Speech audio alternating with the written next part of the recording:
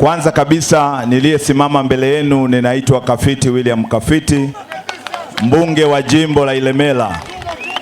Ndugu zangu wana Ilemela na mwenezi, mimi leo nitakuwa na machache kwa sababu ya muda.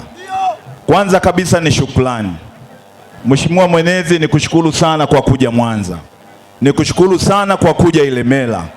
Leo umeona umeshiriki katika kusikiliza kero za wananchi. Wengi wameeleza matatizo yao.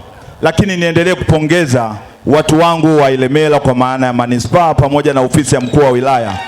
Kero za ardhi zimeendelea kutatuliwa kwa kiwango kikubwa. Na wewe umeona hapa shahidi kwamba kero za ardhi zimepungua kwa kiwango kikubwa. Lakini namshukuru sana mkuu wa mkoa, naye ana kliniki zake za ardhi. Kwa hiyo sisi Ilemela tunaendelea kufanya vizuri. Lakini jambo la pili, nimshukuru sana Mheshimiwa Rais.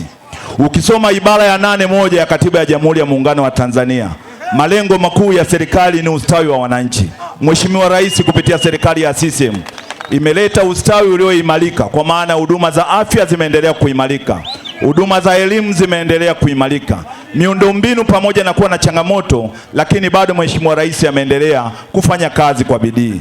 Lakini Mheshimiwa mwenezi, katika swala hili la afya, leo tuna kituo cha afya kinajengwa katika kata ya Ibungilo, zaidi ya bilioni 1.38 Mheshimiwa Rais ameleta katika jimbo letu la Ilemela. Wakazi wetu wataendelea kupata huduma ya afya iliyo bora. Lakini mwisho, Mheshimiwa mwenezi na wananchi kwa ujumla, mimi kama mbunge wenu naomba niendelee kuwashukuru sana. Niendelee kuwashukuru kwa namna moja, mmeendelea kunipa ushirikiano bila kujali itikadi ya vyama vyenu, dini, rangi wala kabila.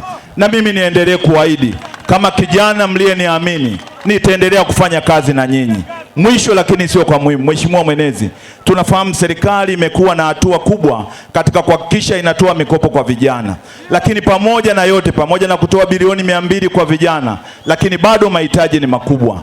Na mimi kama mbunge wa jimbo la Ilemela, kupitia vijana hawa, tumesema wale wote waliokuwa na vikundi hawajafanikiwa kupata mikopo ya halmashauri, kupitia ofisi yenu ya mbunge pamoja na Kafiti Foundation, njooni ofisini, mtawapa mikopo isiyokuwa na riba. CCM oye!